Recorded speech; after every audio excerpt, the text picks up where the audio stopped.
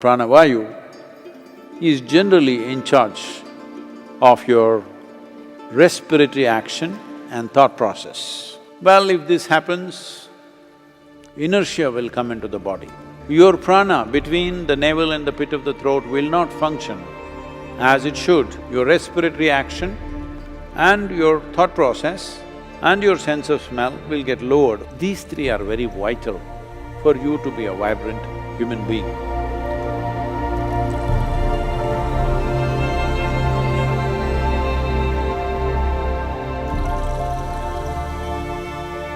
See, there are various movements within the body, as each individual may know this to some extent. If you're a doctor, you think in terms of blood flowing and others, glandular functions happening, which determines your moods and your experiences. But there is something deeper than that. That is, first thing is, the movement of energy, the movement of different vayus in the system, there should be no blockages. So there are vital passages within the body, particularly in the head region. If these passages are blocked, keeping yourself up in an exuberant way is a great effort. So it's in this context we will spend the next 5 full moons looking at the mechanics of what makes a human being joyful and exuberant. What is the mechanics? What one needs to do? The word vayu literally means that which moves, generally referred to the air. Right now here, the air is moving with force, you can't miss it. It's moving a lot of things along with it.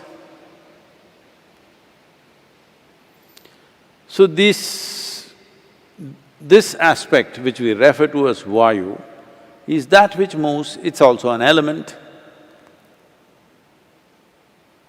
Within the body, in a fundamental way, it manifests as 5 basic vayus. Well, if you want to understand it a little more profoundly, it becomes 10. If you want to know every intricacy about it, it becomes 84.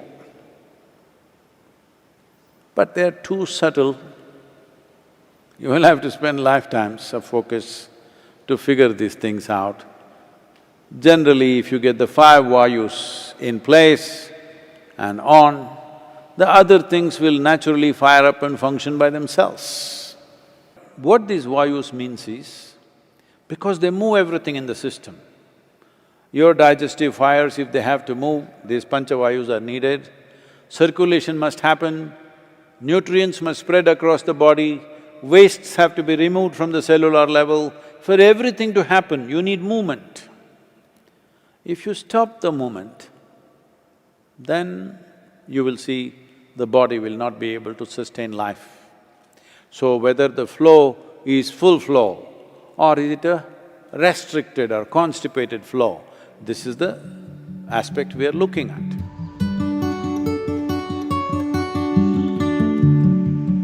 To breathe in the right way, if you watch a child, you would see if a child is asleep, you will see child breathes in such a way, the breath is largely between pit of the throat to the navel. He doesn't expand the lower belly, he just here and here, not this. Some adults might have developed the habit of breathing through the entire belly. Well, if this happens, inertia will come into the body.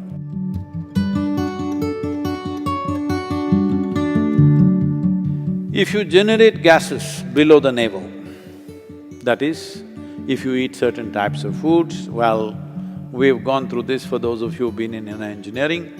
If you eat too much of tuberous material like potatoes and other tuberous substances, you will generate gas which is below the navel.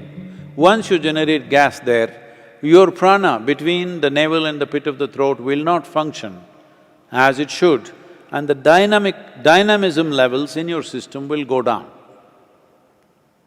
This is one reason those who wish to meditate, those who are students and those who need to focus their mind and stay awake for long periods of time, they should not eat those substances.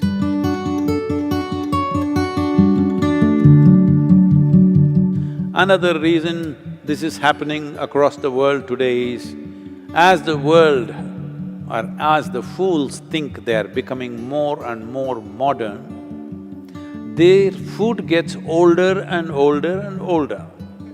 Fresh food is for the uncivilized. If you're very civilized, you must go to a superstore, buy a box, it has a plastic wrap, take it and throw it, knowing fully well it cannot be biodegraded, and the can is made of something else, usually plastic or aluminum or whatever. From that, if you want, you can heat it in the microwave, which is one more bad thing you're doing, and eat. This may be minimum 3 months old. No, it was in the refrigerator. It is preserved. And they have put preservatives so that it doesn't go bad. That is a double mistake.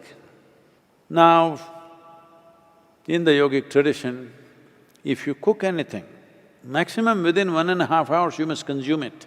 If there are certain types of items, up to 4 hours is okay. Beyond that, you don't touch. It doesn't matter how tasty it is, how nice it is, you don't touch anything because then you will develop gases in the system. Gas is not only in the stomach that you will feel obviously, but you will develop vayus in the system which will work against your pranavayu. That means your respiratory action and your thought process and your sense of smell will get lowered over a period of time. These three are very vital for you to be a vibrant human being. These are all different ways of activating different pranas in different measure.